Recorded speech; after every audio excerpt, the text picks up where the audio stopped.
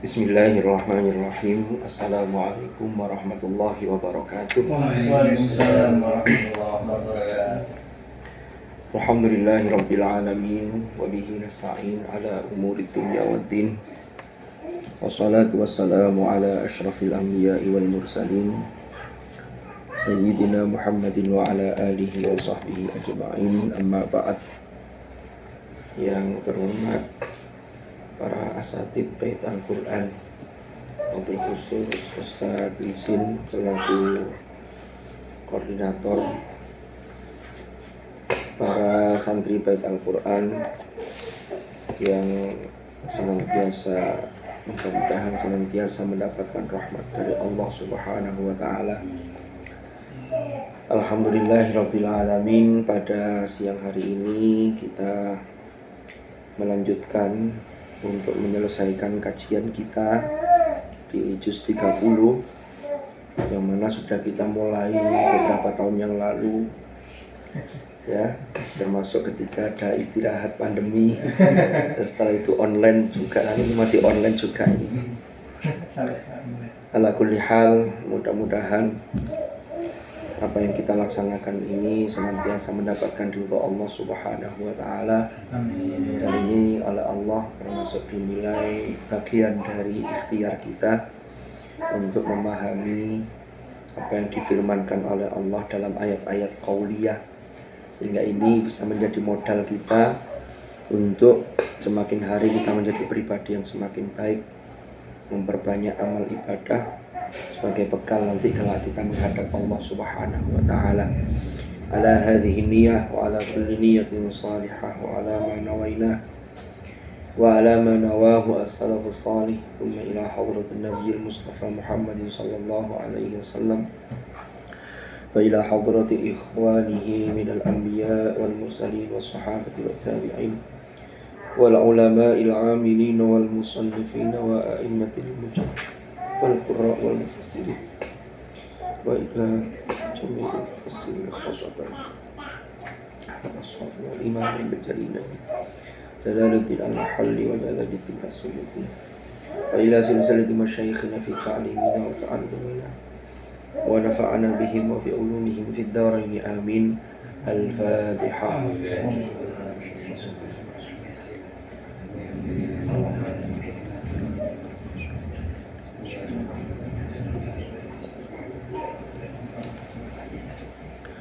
Bismillahirrahmanirrahim. Kita melanjutkan kajian kita surah An-Naba yang insyaallah hari ini kita lanjutkan ayat ke-17. Dimulai dari inna yaumal fasli kana miqata. Sedikit mereview, karena review kita ini nanti ada kaitannya dengan masuk ke ayat 17 ini, bahwa masyarakat musyrikin Mekah, karena An-Naba ini kan masuk kategori Makkiyah. Musyrikin Mekah itu mereka tidak percaya dan tidak meyakini, sehingga apapun konsekuensi dari itu mereka menolak, yaitu adanya kehidupan setelah kematian. Jadi mereka tidak percaya. Walaupun mereka itu tahu di hadapan mereka itu orang mati itu ya sudah ada. Cuman kan mereka ini meragukan, termasuk ada perdebatan ketika yang dibawa oleh Rasulullah Muhammad SAW itu adalah adanya pertanggungjawaban setelah orang itu mengalami kematian. Karena mereka tidak percaya, maka ayat 17 ini, jadi setelah rangkaiannya mereka ini saling bertanya satu sama lain, intinya saling bertanya itu meragukan untuk mengingkari, ya. Lalu kemudian dipaparkanlah aneka nikmat Allah. Kemarin sudah kita bahas itu, ya, sampai pada wajannatin alfafa. Ini aneka nikmat yang berupa kebun-kebun yang luas, yang lebat, artinya buahnya juga lebat. Maka di ayat 17 dimulai dengan inna.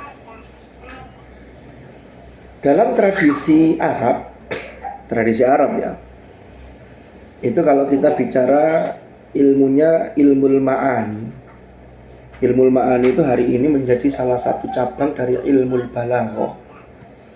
Itu isinya adalah bagaimana pembicaraan itu sesuai dengan tuntutan keadaan. Salah satunya, kalau kita mau menginformasikan sesuatu, itu kalau mukhatab, orang yang kita ajak bicara itu tidak ada penolakan dan kita sudah tahu, sudah kenal, maka biasanya dikasih kabar satu hal saja, itu ya langsung percaya.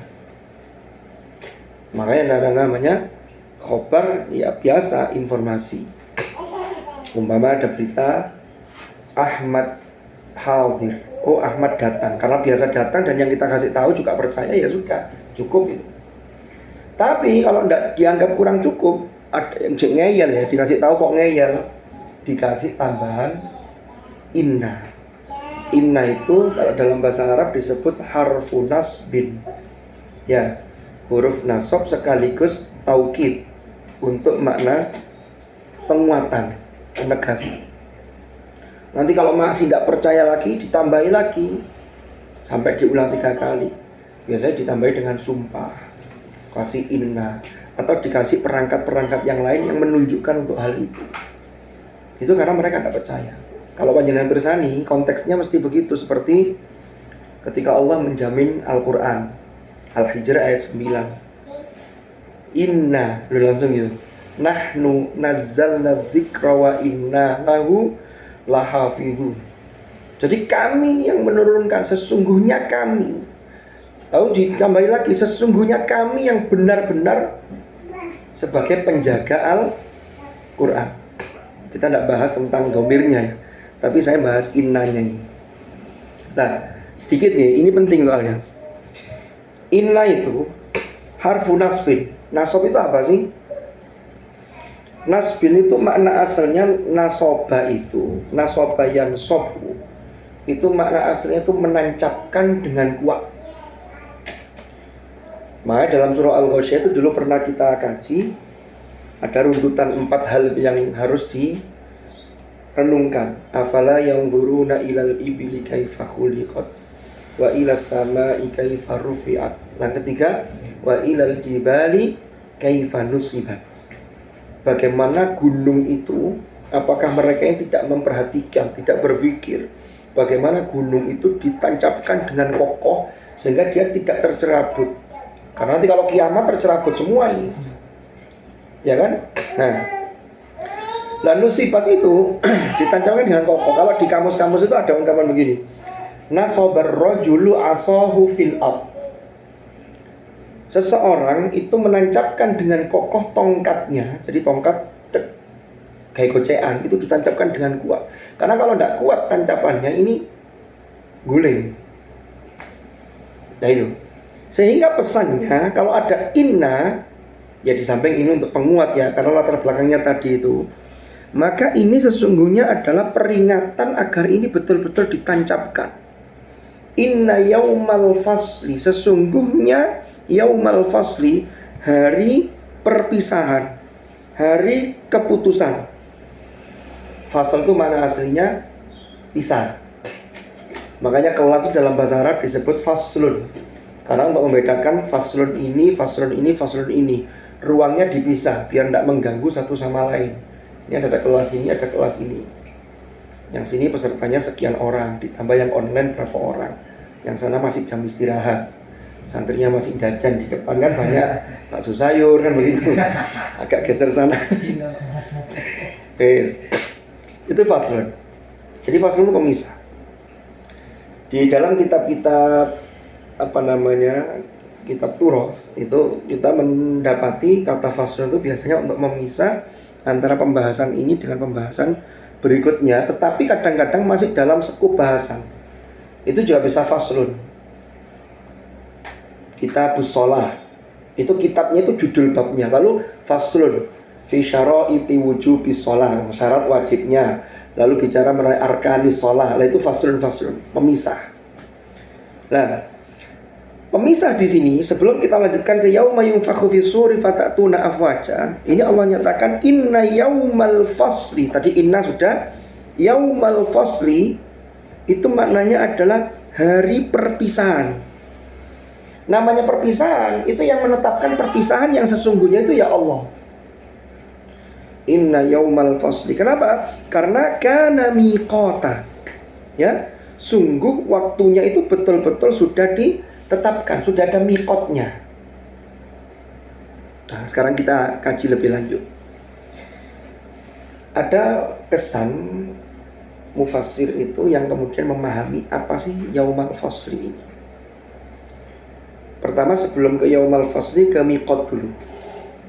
Miqat itu bicara tentang waktu yang sudah ditentukan, dan ini mengenai waktu dan tempat. Miqat. Kalau kita melaksanakan ibadah haji atau umroh, kalau ibadah umroh terkait dengan miqat makani itu miqat di situ tempat mengambil niat untuk ihram. Itu posisinya di luar tanah haram. Karena kalau orang niat ihram itu kan masuk tanah haram, masuk Makkah, itu sudah harus dalam kondisi ihram. Kan begitu. Nah, ini Ustaz Lising yang sudah berpengalaman. 1 minggu 2 kali ke sana, luar biasa ya. Sebagai pembimbing ibadah. Nah, miqat kalau terkait dengan haji juga ada miqat makani, miqat zamani. Mereka ada ketentuan waktu. Ya, miqat itu apa yang ditentukan waktunya? Ini adalah ketika sudah ditekadkan. Kalau miqat bicara mengenai haji dan umroh, ketika sudah dimantapkan sejak saat itu, maka sudah dinyatakan. Itu berarti waktu yang ditentukan. Kalau terkait dengan miqat, yang waktu yang ditentukan kapan, itu hari perpisahan, hari keputusan itu kapan, itu hanya Allah yang tahu. Nah, itu bagi manusia, itu waktu yang ditentukan itu perpisahan dengan apapun di alam sebelumnya menuju alam berikutnya. Kalau bagi Allah, ini sekaligus, ini adalah waktu yang ditentukan untuk meminta pertanggungjawaban kepada makhluk, yaitu manusia. Nah, yaumal fasl itu begini. Kalau ini dikaitkan dengan ayat setelahnya, yauma yunfakhu fis-sur fatatuna afwaja, maka yaumal fasl itu adalah kiamat. Kemarin sudah sempat kita bahas ya. Kiamat itu ketika disebut dengan kiamat, maka kiamat itu akar katanya dari qoma yaqumu, kiamatan, itu artinya berdiri. Kalau semua makhluk ini, semua benda ini berdiri, terbang, itu di saat yang sama di seluruh penjuru galaksi ini, maka di situ terjadi tabrakan karena semuanya bangkit. Kan begitu. Itu dari sisi nama. Kalau disebut dengan sa'ah, inna sa'ata atiyatun akadu ukhfiha litujza kullu nafsin bima tas'a. Kan begitu. Dan di ayat yang lain menggunakan sa'ah. Sa'ah itu maknanya, kalau maknanya dalam bahasa Arab itu bisa jam. Sa'ah itu kiamat. Kenapa kalau kiamat disebut sa'ah? Karena kejadiannya itu waktunya sudah ditentukan secara detail, sak menit-menitnya, sak detik-detiknya. Karena kalau kita lihat jam itu, di dalam jam itu unsurnya ada detik, ada menit. Dan ini tidak akan maju, tidak akan mundur. Tapi hanya Allah yang tahu. Kita hanya dikasih tahu, kilo persiapan. Salah satu hikmah kenapa tidak dikasih tahu, agar kita persiapannya serius. Karena nanti kalau kita tarik kembali, kita tarik lebih lanjut, ternyata yaumal fasli itu, kalau yang kubro, yang besar itu kiamat kubro, itu yaitu hancurnya alam semesta. Tapi ada perpisahan itu yang disebut kiamat sugro, mati. Orang yang punya harta banyak, ketika Allah perintahkan malaikat maut, qul yatawaffakum malakul mautil ladzi wukila bikum, kan begitu. Allah perintahkan malaikat maut untuk mencabut ruhnya, mencabut nyawanya dari jasadnya, maka itu juga tidak bisa mundur. Itu sudah miqata. Ini yaumal fasli. Apalagi nanti juga di hari kiamat yang kiamat besar. Ini ternyata kalau kita tarik lebih jauh lagi, Yaumal Fasli ini sesungguhnya Allah sudah memberikan isyarat-isyarat. Tapi ada juga orang yang tidak pakai isyarat tapi langsung masih kecil tiba-tiba wafat, itu ada. Tapi kalau secara alamiah Allah berikan isyarat. Contoh, rambut yang dulu hitam sudah mulai ada yang putih. Itu isyarat untuk mengingatkan kita. Gigi yang dulu utuh sudah mulai berkurang, dan kalau sudah copot tidak bisa tumbuh lagi kecuali dipasang gigi palsu. Ya kan gitu. Yang asalnya dulu di usia 25 tahun itu wah kulitnya tuh kenceng banget sininya. Nanti mulai 40, 50 sudah mulai ini sudah mulai kendor. Itu sebenarnya isyarat bahwa kita ini akan segera berpisah. Dengan pilihannya dua. Di dunia hanya dua, meninggalkan dan ditinggalkan. Kita meninggalkan dunia dan sekali isinya, harta ditinggalkan, keluarga ditinggalkan, teman akrab ditinggalkan, murid-murid ditinggalkan, atau meninggalkan. Kalau kita meninggalkan, nah yang ditinggalkan ini yang ditinggal tadi ya, berarti kan orang yang kita akan ditinggalkan oleh orang lain. Meninggalkan, ya atau kita ini kalau tidak meninggalkan, dunia pasti akan meninggalkan kita. Kiamat itu dunia meninggalkan kita. Naudzubillah, umpama ada orang yang ngalami sampai prosesi kiamat besar, itu tinggal orang-orang yang buruk akhlaknya. Dari Yaumal Fasl itu begitu. Kita yang sudah memasuki usia 35-40 tahun itu sudah berpisah dengan usia muda. Ya, kalau yang usia segini ini belum memasuki usia remaja, ini masih jauh. Tapi kalau jadi ibu-ibu kan sudah meninggalkan masa-masa kuliah dulu ketika belum jadi ibu-ibu. Enggak terasa. Iya. Dan itu rasanya cepat sekali. Cepat sekali. Saya hari ini usia 19 tahun rasanya baru kemarin ketika saya bermain. Kok cepet gitu. Kok ya wes? Iya kok ya wes wani akeh gitu. Tiba-tiba nyekolahkan anak, kok anak sudah kelas berapa gitu ya. Kalau anak tidak boleh naik kelas ya kasihan juga kan. Gara-gara orang tuanya pingin cepet, pingin tetap awet muda. Caranya gimana? Anaknya tidak boleh naik kelas. Repot kalau gitu. Nah, kita lanjutkan. Yauma yunfakhu fis-sur fatatuna afwaja. Nah, ini yang menarik ini. Di ayat ke-18 Allah menyatakan firman-Nya, Yaumal Fasl itu apa sih? Yang kana miqata itu apa? Jadi betul-betul kiamat itu tidak ada yang tahu kecuali Allah. Rasulullah saja. Itu ketika ada yang tanya mata sa'ah, kan begitu. Rasulullah tanya kepada Allah. Kan dulu pernah kita bahas ya, apa urgensi panjenengan, apa urgensi sampean terkait dengan kiamat ini? Enggak bisa, hanya Allah yang tahu. Maka di akhir surah Luqman kan ada penjelasan, ada ayat innallaha indahu ilmu sa'ah. Itu sudah kasih inna lagi-lagi. Innallaha indahu ilmu sa'ah wa yunazzilul ghaith. Jadi yang pertama itu pengetahuan tentang hari kiamat. Yang kedua, wa yunazzilul ghaith, cuaca. Jadi cuaca itu sehebat apapun ilmu pengetahuan, itu tetap judulnya perakiraan cuaca. Jadi tidak ada kepastian. Ini mendung, tapi udahnya dilu, kadang itu gak mendung moro-moro itu, gak ketok itu terus dan seterusnya. Berapa lama itu juga gak tahu. Kalau perkiraannya ada, makanya namanya perakiraan cuaca. Wa ya'lamu ma fil arham, dan Allah yang mengetahui yang di rahim. Cabang bayi yang ada di rahim, itu ketentuan takdirnya seperti apa, ya hanya Allah yang tahu. Lalu anak yang di rahim itu seperti apa perkembangannya. Walaupun sekarang sudah ada teknologi USG berapa dimensi itu? 4 dimensi. Yang kelihatan anaknya senyum di dalam perut. Tapi ternyata saya pernah ngobrol sama orang medis ya. Itu ternyata ada beberapa termasuk janin di dalam kandungan itu yang ternyata dengan alat USG 4 dimensi pun tidak terdeteksi.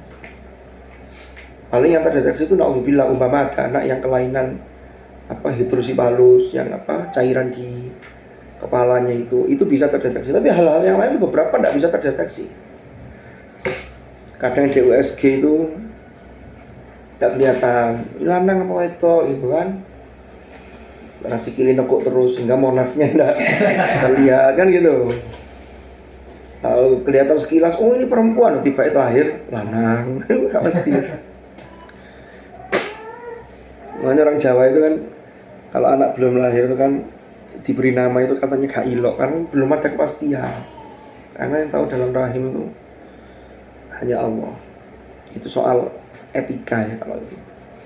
Terus ada lagi, wa ma tadri nafsun madza taksibu. Jangankan besok itu, sekarang setelah ini kita keluar dari sini aja apa yang terjadi kita tidak tahu.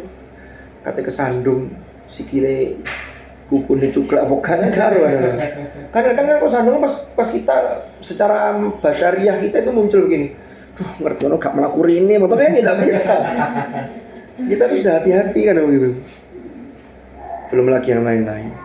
Makanya kita selalu meminta perlindungan, meminta pertolongan Allah itu kan di sini. Karena kita tidak pernah tahu, manusia itu kan serba kemungkinan. Inilah yang kemudian termasuk kata para ulama sufi, jangan sampai jadi orang itu menjustifikasi orang yang ahli maksiat lalu dikatakan dia ahli maksiat sampai meninggal. Belum tentu. Sebaliknya orang yang ahlu ta'ah, kita ini meminta ihdinas siratal mustaqim, meminta istiqomah agar kita ini betul-betul bisa istiqomah sampai akhir hayat kita. Tapi tidak ada seorang pun yang kemudian boleh mengatakan dengan PD-nya, aku wis api, sampai akhir saya pasti jadi orang yang taat. Tidak boleh dengan kesombongan seperti itu. Tapi kalau meminta kepada Allah, ya untuk kekuatan iman, husnul khotimah, ya harus disertai dengan ikhtiar yang sungguh-sungguh. Lanjut. Yauma yunfakhu fis-sur fatatuna afwaja. Nah ini, yaitu hari yang pada waktu itu ditiup sangkakala untuk yang kedua kali. Karena kenapa? Karena di sini fatatuna afwaja lanjutannya. Ini diperjelas kalau kita lihat di dalam surah Az-Zumar. Surah Az-Zumar itu Allah berfirman, wa nufikha fis-suri fasa'iqa man fis samawati wa man fil ardi illa man sya'allah thumma nufikha fihi ukhra. Ini kan yang pertama ada nufikha fis-sur, yang kedua wa nufikha fihi ay nufikha fis-sur ukhra fa idzahum qiyamun yanzurun. Maka tiupan yang lain ini, yang kedua ini yang kemudian secara tiba-tiba mereka makhluk semuanya ini kemudian bangkit untuk yang turun menunggu hasil sidang apa? Ya di mahkamahnya Tuhan itu kan begitu. Terus gini, para asatid dan para santribat, ini ada yang menarik.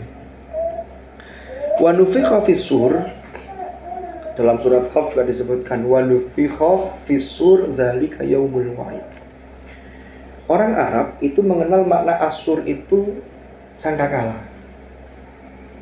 Sangkakala itu trompet. Kata Sayyid Qutb dalam penjelasan beliau, kita jangan pernah mempertanyakan cara meniupnya seperti apa, trompetnya seperti apa. Karena kalau orang itu kan bisa membayangkan karena berangkat dari pengalaman.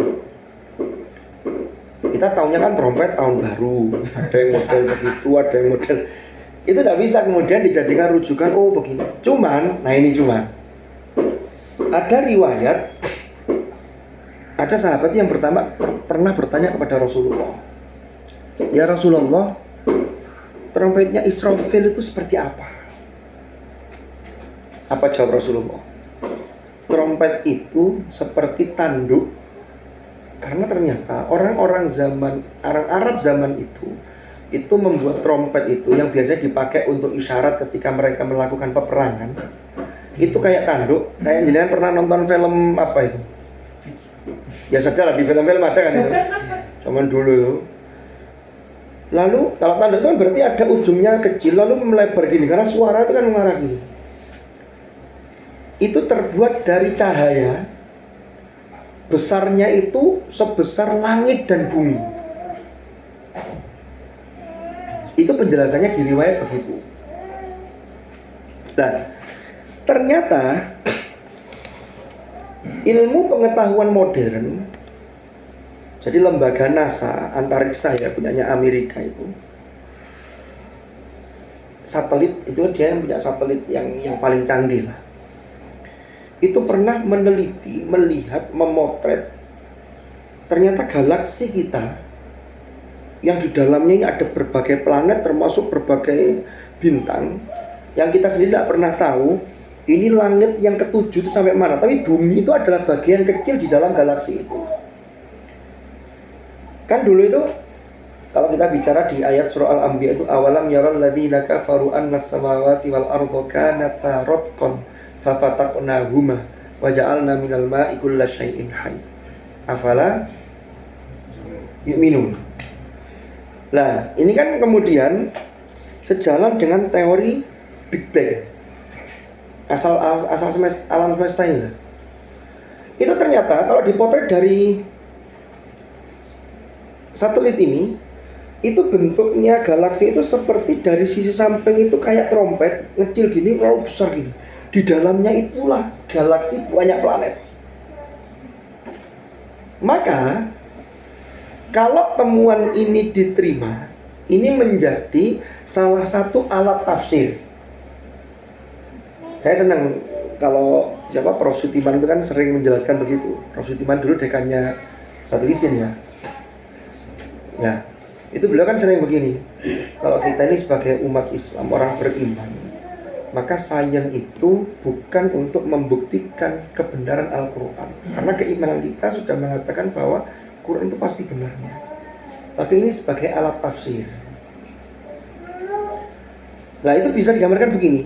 Bentuknya kayak begini, kan udah mengecil. Para ilmuwan itu untuk meneliti ujungnya yang sini itu belum mencapai sini, terbatas. Karena ini katanya terkait dengan teori Big Bang yang itu berapa ribu miliar tahun yang lalu, entah, wallahu a'lam. Tapi umpama kalau ini kita jadikan alat tafsir jadi begini. Loh, di dalam yang model trompet ini bumi itu menjadi bagian yang sangat kecil di sini. Makanya kalau ini disinkronkan dengan dawuhnya Rasulullah, ini luasnya seluas langit dan bumi. Kalau umpama dari ujung ini oleh Israfil atas perintah Allah disebul, dengan kalau pakai trompet, jangan kasih kertas, kasih apa, sebulin kok gini, jangan sebul ya. Coba santri nanti praktek, diawasi oleh satu lisin. Itu disebul, kira-kira di sini apa yang terjadi?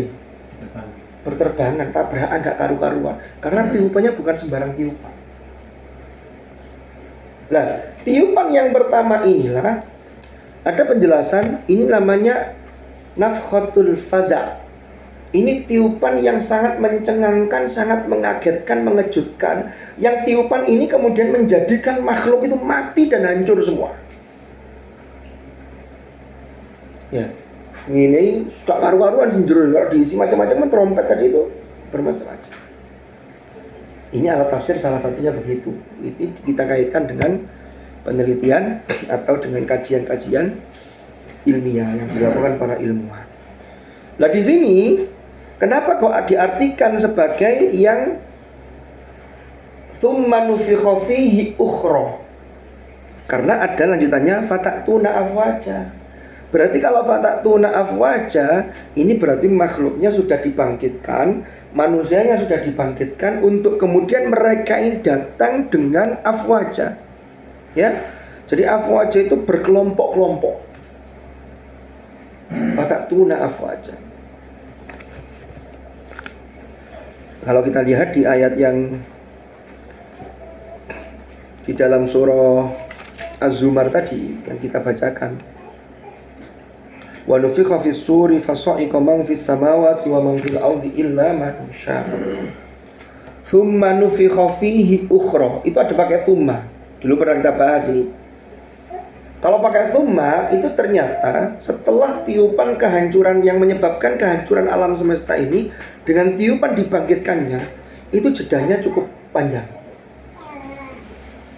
Ada riwayat yang mengatakan, yang dikutip oleh Imam Ibnu Katsir, nah ini,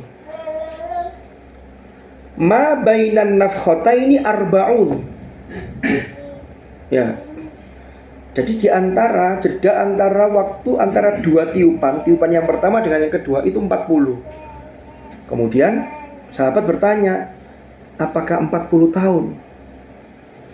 Ternyata Rasulullah menjawab, wah, tidak tahu pasti, pokoknya informasinya 40. Apakah 40 bulan? Sama, Rasulullah juga menjawab dengan hal yang sama. Tidak bisa dipastikan, karena kalau ukuran waktu itu kan relatif ya. Pokoknya 40. Kan jelas kalau isyaratnya dari tsumma nufikha fihi ukhra, berarti jangka waktunya panjang. Jadi hancur semua alam semesta. Nah ini ada kaitannya dengan begini. Tadi kan harfu nasbin, nusibat. Nusibat itu kan afala yanzuruna wa ilal jibali kaifa nusibat, ai afala yanzuruna ilal jibal. Bagaimana gunung itu dikokohkan, ditancapkan secara kokoh. Itu ada kaitannya dengan ayat yang sudah kita bahas kemarin. Apa itu? Waja'alna wal jibala autada. Jadi gunung-gunung itu sebagai pasak. Pasak itu yang ditancapkan dengan kokoh sekaligus untuk menguatkan bumi yang terhampar sehingga tidak gampang goyah. Tapi ketika kiamat udah hancur semua, kan begitu. Inna yaumal fasli kana miqata yauma yunfakhu fis-sur fatatuna afwaja. La asur di sini, yang yunfakhu fis-sur di sini, ini tiupan sangkakala yang kedua tadi. Maka mereka datang itu secara berkelompok. Ini yang dulu pernah kita bahas juga. Di dalam surah At-Takwir itu ada ayat wa idzan nufusu zuwijat, ayat 7 itu ya. Apabila ruh-ruh itu diberpasangkan. Nah ini kan salah satu penafsirannya, diberpasangkan itu di samping dipertemukan lagi dengan jasadnya. Ternyata mufassir yang lain punya kesan itu ternyata ruh-ruh itu, jiwa-jiwa itu dipasangkan, dikumpulkan dengan kecenderungannya masing-masing, termasuk komunitasnya.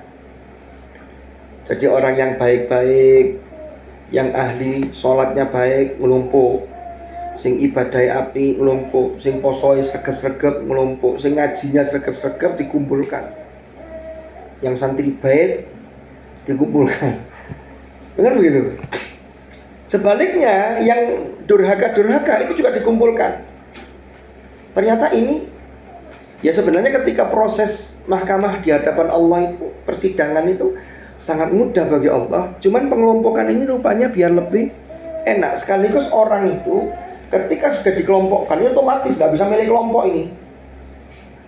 Umpama ada orang yang tidak baik, lalu kepingin nanti biar hisabnya gampang, saya pilih kelompok yang baik-baik, pun tidak bisa. Ini sudah dibagi dan itu sesuai amal kita ketika berada di dunia. Karena sudah urusan akhirat.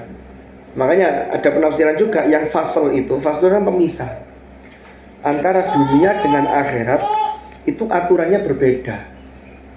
Kalau di dunia orang bisa saja melakukan manipulasi, kalau di akhirat sudah tidak bisa.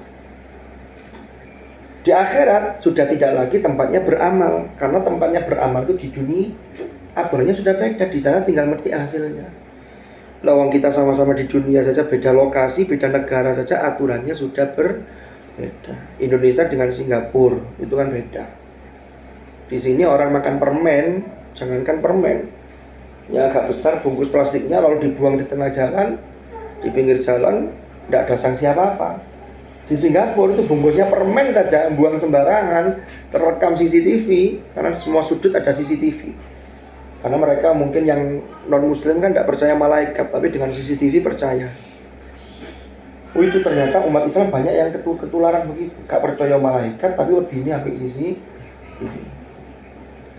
Jadi begitu, karena malaikat ini kan karena Allah Maha Rahman Rahimnya, sehingga siksanya tidak disegerakan, ditunda dulu. So pengerti wongi kemudian bertaubat, wongi kemudian jadi baik. Jadi antara Indonesia dengan Singapura saja itu sudah berbeda aturan. Apalagi ini sudah beda alam. Dari alam dunia dengan alam akhirat ini sudah jauh berbeda. Nah, jadi yang terpisah ini semua hal. Kita lanjutkan.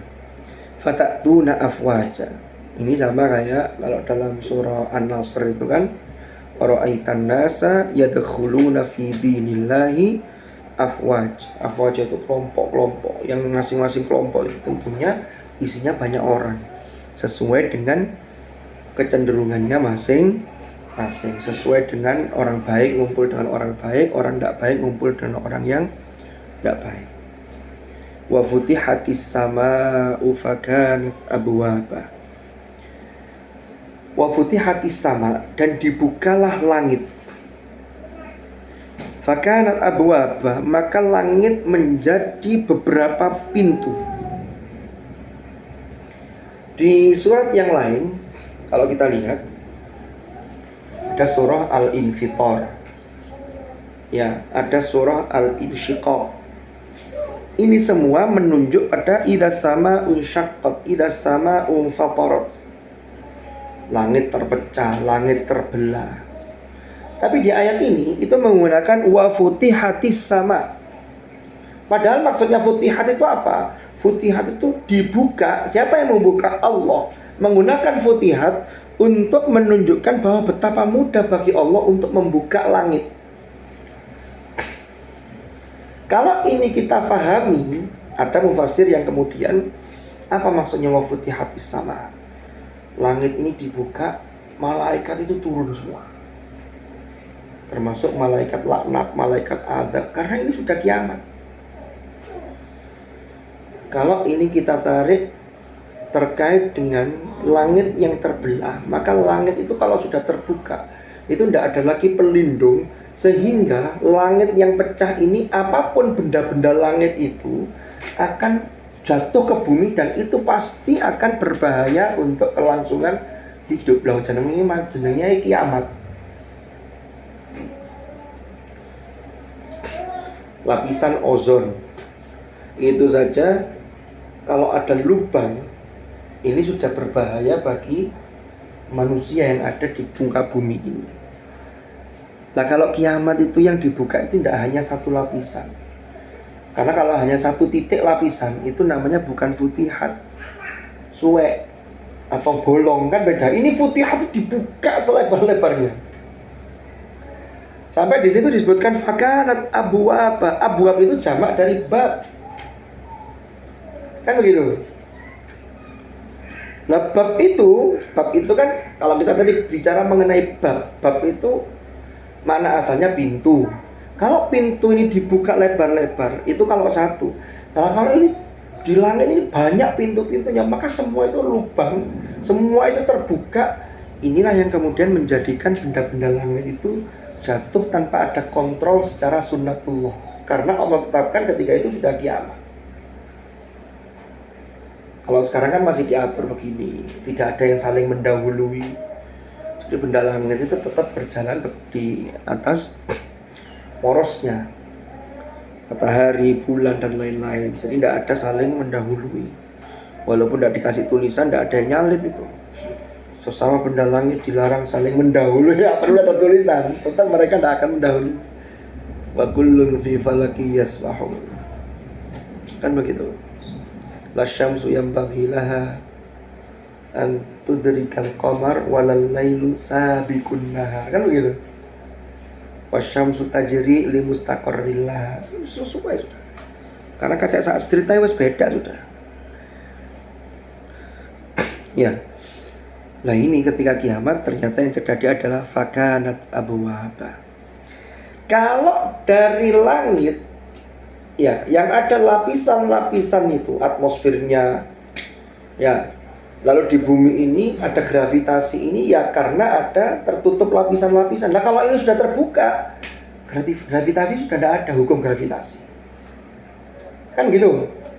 Kalau itu yang terjadi, jangankan manusia yang sangat kecil, gunung yang besar itu wasuyiratil jibalu fakanat saroba. Ya. Kalau langit sudah dibuka, ya, hukum alam atau sunnatullah yang Allah tetapkan dalam kondisi biasa itu sudah berubah, maka gunung ini wasuyiratil jibal, berterbangan.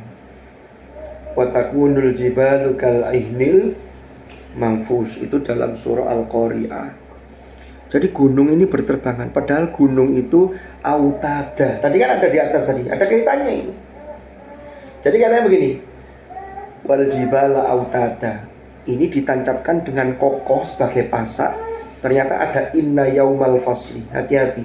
Yang ditancapkan saja ini kalau kemudian hari perpisahan, hari kiamat besar, maka ini akan lepas. Inilah yang kemudian ditegaskan juga wasuyiratil jibal. Dulu pernah kita bahas, jibal itu dari berbagai, itu jamak dari jabal. Ini menyiratkan gunung itu kandungan materialnya antara yang satu dengan yang lain itu berbeda-beda. Ada gunung yang sedang tidak aktif, di WA bolak-balik tidak balas-balas, ternyata sedang tidak aktif. Tidak ada kuotanya. Ada gunung yang aktif, Semeru. Kalau yang tidak aktif seperti Arjuna. Lalu kandungan materialnya kan macam-macam. Ada yang gunung itu lebih dominan gunung batu, ada yang gunung kapur, ada yang gunung macam-macam lah. Nanti belum lagi gunung-gunung yang ada di Jawa, di luar Jawa.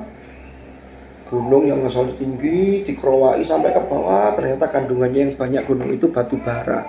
Yang sana lagi nikel, yang sana lagi emas. Kalau diolah ini jibal. Itu semua nek wis kiamat fakanat saroba. Jadi seperti debu-debu yang berterbangan bagaikan fata morgana, termasuk bekas tempat gunung itu dari kejauhan kayak sarob, kayak fata morgana, kayak ada sesuatunya padahal tidak ada sesuatunya. Itulah seperti amal yang dilakukan orang kafir. Walladzina kafaru a'maluhum kasarabim biqi'ati yahsabuhu dham'anu ma'a. Ternyata pas disamperin tidak ada. Jadi itu yang fata morgana begitu. Jadi gunung itu tiba-tiba fata morgana, padahal gunungnya sudah lari kemana-mana karena diterbangkan. Ya ini karena peristiwanya dahsyat ini. Jadi diberi gambaran yang luar biasa ini. Mulai dari inna tadi itu, karena orang kafir banyak yang tidak percaya. Inna yaumal fasli kana miqata. Wa futihatis sama wa suyyiratil jibal. Lah, ini gambaran kiamat kubro. Setelah Allah menggambarkan gambaran kiamat kubro dalam beberapa ayatnya, barulah kemudian masuk ke persidangan atau peradilan Tuhan yang ini nanti memunculkan ada orang yang masuk jahanam, ada orang yang dimasukkan ke dalam surga. Kenapa kok jahanam didahulukan? Inna jahannama kanat mirsada. Ada yang menyatakan kesan mufassir, karena ayat-ayat ini bicara untuk mengkanter orang-orang yang memang tidak percaya dengan pertanggungjawaban amal setelah adanya kematian. Maka yang didahulukan jahanam. Karena apa? Karena cek mereka percaya dengan merasakan takut terhadap siksa. Allah berfirman di ayat 21, Inna jahannam kanat mirsada. Mirsad itu maknanya adalah tempat mengintai. Dulu pernah kita bahas, ada di dalam surat Al-Infitor.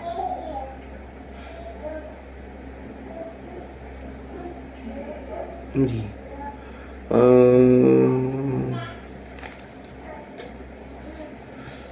surat ya Al-Mutaffifin. Al-Mutaffifin apa? Al-Fajr. Inna rabbaka labil mirsad. Ya. Mutaffifin ada enggak ya? Apa yang mirsad mana lagi ini yang dulu pernah kita bahas ini? Wes ke dulu Al-Fajr dulu sekilas. Inna rabbaka labil mirsad di ayat ke-14, sesungguhnya Tuhan pemelihara kamu benar-benar maha mengawasi. Jadi mirsad itu mengintai, mengawasi, dan itu tidak lepas dari pengawasan itu sangat teliti. Itu menggunakan kata-kata mirsada. Mana asalnya? itu tempat. Jadi jahanam itu adalah tempat mengintai. Jadi kayak itu begini. Dulu pernah kita gambarkan. Jahanam itu mengintai siapapun yang lewat di atasnya, koyok-koyok seperti singa atau binatang buas yang siap menerkam mangsanya. Jadi dia sudah siap ini. Di dalam surah Maryam ada ayat wa im minkum illa wariduha kana ala rabbika hatmam maqdiyah. Wa im minkum illa wariduha. Jadi semua di antara kalian itu pasti melewatinya. Itu suatu kepastian. Cuman nanti cara melewatinya itulah yang antara satu orang dengan yang lain itu berbeda-beda. Nah, itu diriwayatkan dalam hadis riwayat Muslim yang dikutip dalam penjelasan Nazam di Qaumi Utuyan itu oleh Imam Nawawi. Ono sing melewati itu seperti burung yang terbang, ada yang seperti angin. Itu lagi-lagi tergantung amal seseorang, amal perbuatan ketika kita berada di dunia ini, ya. Jadi itu jahanam itu siap mengintai. Inna jahannama kanat mirsada. Terutama bagi siapa? Litoghina ma'aba. Bagi orang-orang yang melampaui batas, maka ia adalah tempat kembali. Jadi orang yang melampaui batas itu diterkam, siap menerkam, diterkam mesti kenai. Jadi lewat di atasnya. Ini yang di atasnya itu ada yang menyebut ini melewati sebuah jembatan yang namanya Sirat. Tetapi ternyata di kalangan masyarakat kita, termasuk saya dulu ketika kecil, itu dikasih tahu Sirat itu seperti satu helai rambut yang dibelah 7. Ternyata setelah saya baca beberapa literatur, ini yang riwayat ini yang belum bisa dipertanggungjawabkan. Tapi saya memahami kalau ada ungkapan begitu, itu sebuah bahasa yang jangan difahami secara hakiki. Itu metafor. Karena ada orang itu yang lewat di atasnya itu, di atas jahanam itu dengan merayap, merangkak, kerengkel-kerengkel orang Jawa bilang itu. Karena berat, morong-morong jegur. Nanti di dalam juga macam-macam nanti. Lamanya kan macam-macam. Yang penting di dalam hati kita ada la ilaha illallah Muhammadur Rasulullah. Pasti nanti endingnya masuk surga. Cuman ya ono sing mampire dulu, ono sing mampire.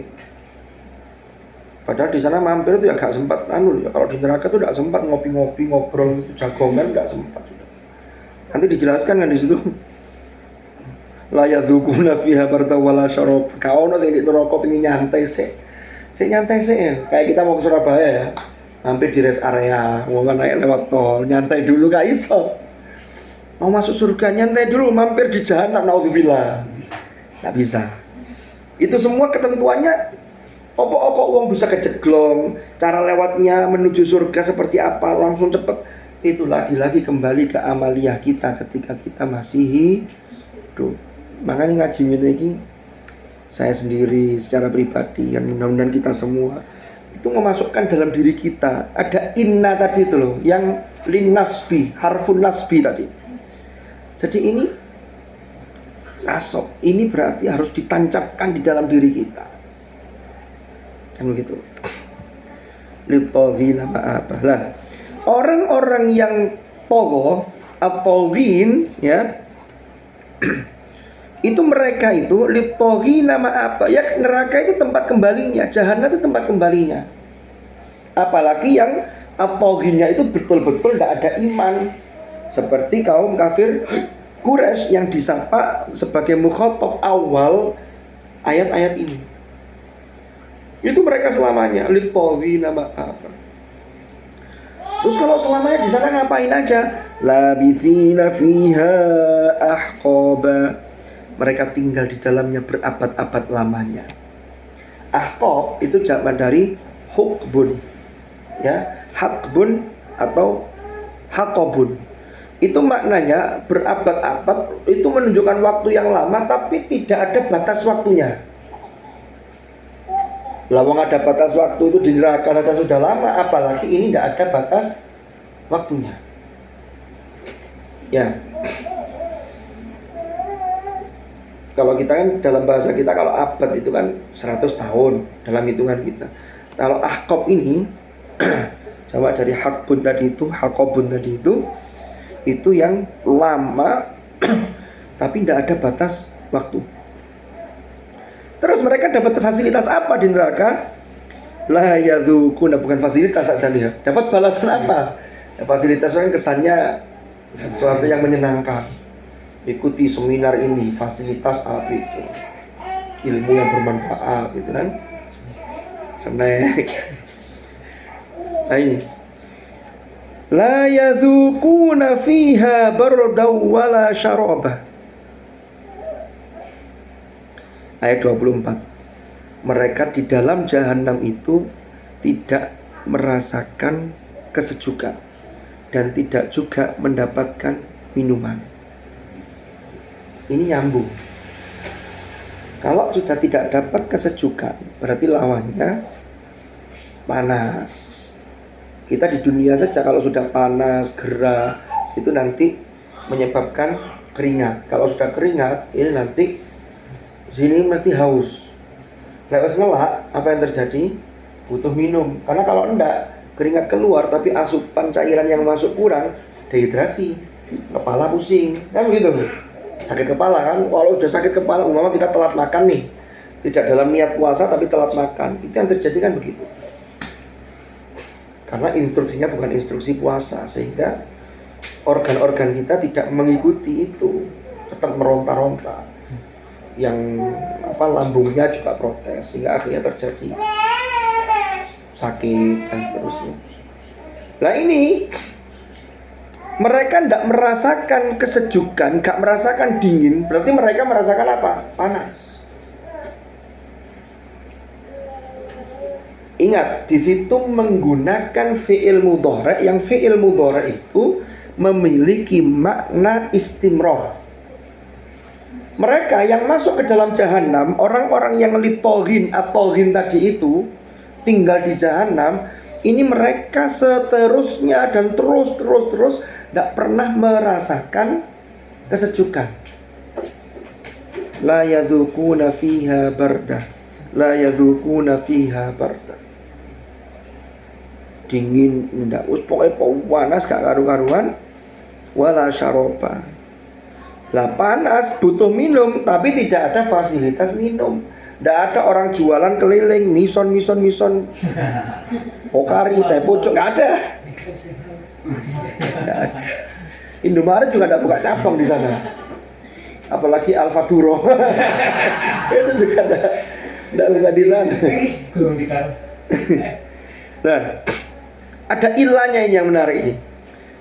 La yadzukuna fiha barda. Makanya tadi kenapa kok kita mengatakan di sana berarti panas?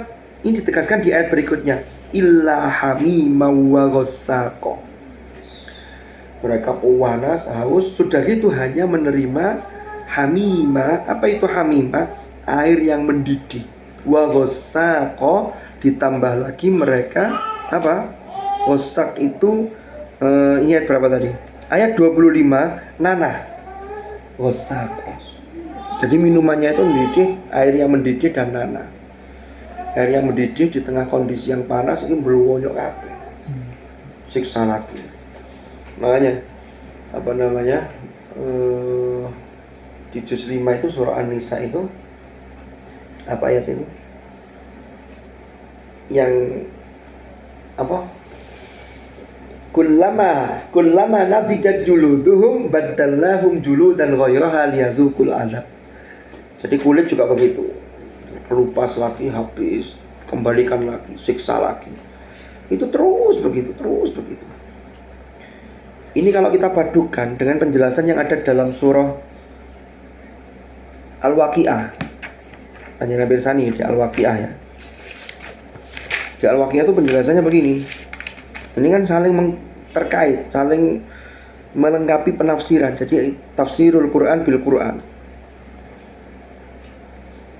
Nah ini ayat 45, ayat 54. Lalu kalian minum yang di atasnya itu, jadi ini atas penuhnya perut kamu itu, jadi perut itu penuh, tapi ini air panas. Lalu Fasyaribuna alaihi minal hamim fasyaribuna syurbal him. Maka kalian minum seperti unta yang sangat haus.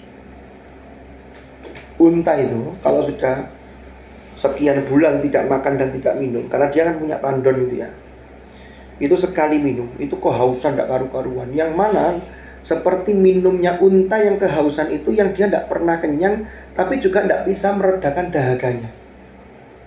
Itu siksanya penduduk neraka. Illa hamimah wa ghassaqa. Ayat 26, jazaa'u wifaqa, sebagai pembalasan yang setimpal. Ini yang menarik ini. Ketika menyatakan balasan kepada orang-orang yang durhaka, Allah menyatakan jazaa'u wifaqa. Bandingkan dengan nanti yang akan kita bahas, ketika balasan itu terhadap orang-orang yang baik, orang bertakwa, ayatnya jazaa'an mir rabbika ata'an hisaba. Apa rahasianya?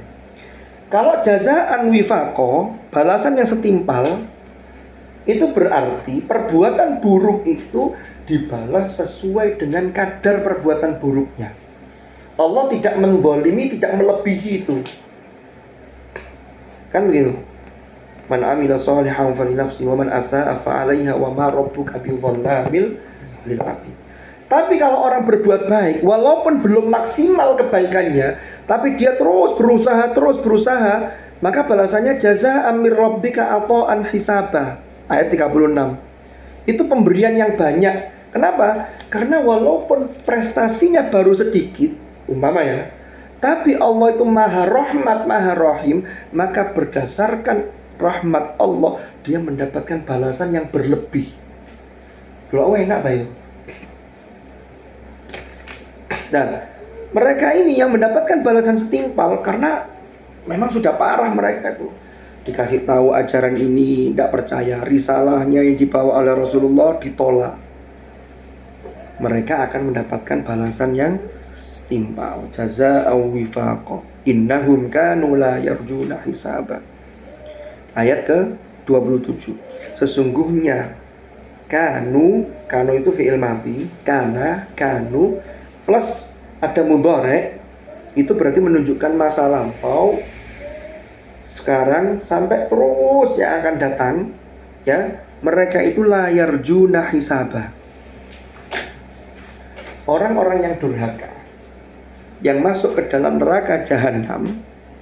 Jadi jahanam itu neraka ini apinya menyala-nyala, menjilat dan mengintai siapapun yang akan diterkam oleh api itu. Innahum kanu la yarjuna hisaba. Ini yang menarik di sini adalah la yarjuna hisaba. Kanu berarti mereka musyrikin Mekah itu dulu, sampai kemudian hari ini ketika Rasulullah memperingatkan sampai ke depannya, ini mereka tidak mengharapkan hisab, tidak mengharapkan perhitungan dan pertanggungjawaban atas amal mereka. Kenapa kok mereka tidak mengharapkan? Karena mereka tidak percaya sama sekali, sehingga berharap saja tidak. Jadi ayatnya bukan mereka tidak percaya, tapi tidak mengharapkan, karena ini levelnya lebih parah dibanding sekedar percaya. Jadi harapannya itu sudah tidak ada. Harapan untuk hisab dulu, karena memang tidak percaya. Orang kalau tidak percaya, tapi dia masih punya harapan, berarti jirta api, itu kadang masih punya harapan sedikit. Contoh, umpama ya, walaupun contohnya tidak sepenuhnya sama, tapi paling tidak mengantarkan kita untuk memahami. Ada lomba, ada jalan sehat. Hadiah yang pertama itu rumah, umpama. Kalau orang percaya, maka dia biasanya punya harapan, karena percaya bahwa rumah itu betul-betul hadiah pertama. Tapi kalau sudah tidak percaya, wah gak mungkin loh, jalan sehat oma itu di Malang itu harganya 500 juta ke atas. Apa tuh man? Nah, kalau umroh 25 juta, 30 juta mungkin masih iya. Kalau sudah tidak percaya, gak mungkin oma. Kira-kira dia punya harapan, berharap enggak? Enggak ada, enggak mungkin berharap. Tapi kalau dia masih ragu, masa iya sih? Masa iya sih oleh oma? Tapi masih ada harapan. Tapi tak coba yang semua ngerti baik temenan. Berarti kan dia masih ada unsur. Bisa dipahami ya? Ini analoginya begitu. Lah ini orang-orang yang atogina ma'abah, yang mereka ini durhaka, itu mereka tuh dikasih tahu gak percaya belas. Makanya tidak ada harapan untuk mereka hisab, karena tidak ada harapan hisab, gak ono hisab iku, maka dia tidak mau berbuat baik. Terus pokoknya aku ini tidak mau terima ajaran Rasulullah. Ya karena mereka tidak punya harapan dihisab. Beda dengan kita. Orang mukmin karena punya harapan hisab, karena percaya, maka dia melakukan kebaikan. Orang mukmin itu dibangun atas dasar optimisme. Diuji oleh Allah bagaimanapun, selama dia punya keimanan, optimisme terhadap Tuhan itu tidak boleh hilang. Kan begitu? Ya Allah kok ngeten, tapi ya Allah pun kulo percaya ten panjenengan. Mungkin memang kulo yang kurang begini, ibadah saya kurang, ikhtiar saya kurang, begitu. Kalau orang tidak beriman, menyalahkan Tuhan. Oh, mana katanya Tuhan begini? Tidak ada, kan begitu. Alhamdulillah. Tapi kalau orang mukmin yang baik itu introspeksi, kemudian melakukan perbaikan-perbaikan, tapi menyandarkan semua itu kepada Allah. Sampai lihat itu orang sekarang di masa-masa beras munda, orang jualan susah. Itu kalau orang beriman tetap punya daya optimis. Ya Allah. Justru orang yang tawakalnya besar itu pedagang keliling, atau nganter-nganter nyetop jajan, itu kan tawakalnya besar ya. Karena naruh itu kan begini, ya Allah mugi-mugi kula niki nyalap niki bagian ikhtiar, kan begitu. Nanti ketika dihitung sudah pulang payu piro itu kan kadang, saya pernah merasakan itu. Bikin es, bikin roti bakar, taruh di koperasi, pas ngambil tuh ngitung, alhamdulillah oleh sak mini, alhamdulillah kok sekian sepi. Itu kadang-kadang diganti moro-moro kapan itu laris, alhamdulillah hari ini dagangan habis. Tapi kadang itu diuji, hari ini habis, besok stoknya ditambahin, ganti. Padahal hitungannya ada momentum apa begitu. Ya itulah itu seninya hidup begitu itu. Kan begitu. La yadzuquna fiha barda wala syaraba illa hamima wa ghasaqa jazaa'a wifaqa innahum kanu la yarjuna hisaba. Jadi saya percaya. Satu ayat lagi, wa kadzdzabu bi ayatina kidzaba. Dan mereka mendustakan bi ayatina kidzaba. Kidzaba itu bentuk bahwa pendustaan mereka itu sudah sangat parah. Ditegaskan dengan kidzaba loh. Ini bentuk lafadznya saja sudah istilahnya itu apa istilahnya itu? Kufran, kidzab, fi'al itu apa sih apa namanya? Muntahal. Coba yang satunya. Bukan, kalau takdir kan afdol. Yang itu loh, cuma lupa saya. Nemen-nemen menunjukkan keseriusan dan kenemenan, nemennya. Mubalaghah. Mohon maaf baru ingat. Ini mubalaghah ini. Kenapa wakadzabu menggunakan fi'il madhi? Karena pendustaan mereka itu sudah lama. Sudah mendarah daging terhadap ayat-ayat kami. Sebelum disampaikan apa yang dibawa oleh Rasulullah, mereka sudah tidak percaya duluan, sudah apatis duluan. Lalu pendustaan itu dibuktikan lagi dengan perilaku-perilaku yang menunjukkan ketidakpercayaan mereka. Ini semakin parah. Belum lagi nanti wa kulla syai'in ahsaynahu kitaba dan seterusnya. Bagaimana penjelasannya? Insyaallah mudah-mudahan ada satu episode lagi yang bisa menyelesaikan rangkaian tadabbur dan bagaimana tafsir dari surah An-Naba ini. Nanti kita sampai pada ayat ke-28. Mudah-mudahan manfaat. Wallahu a'lam bishawab. Mudah-mudahan manfaat, mudah-mudahan barokah. Al-Fatihah.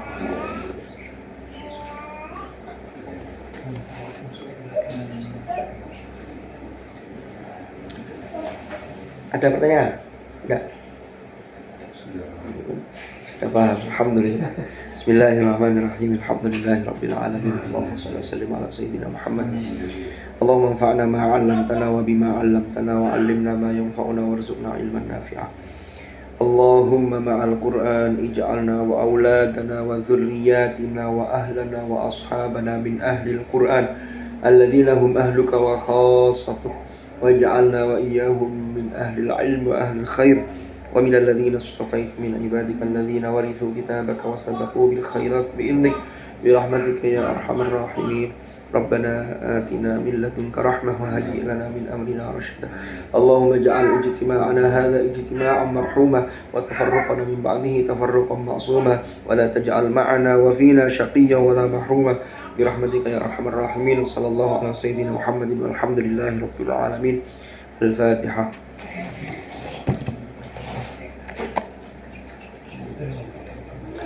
سبحانك اللهم وبحمدك أشهد أن لا إله إلا أنت أستغفرك وأتوب إليك. وصلى الله على سيدنا محمد والحمد لله رب العالمين. هدانا الله وإياكم أجمعين. العفو منكم. السلام عليكم ورحمة الله وبركاته.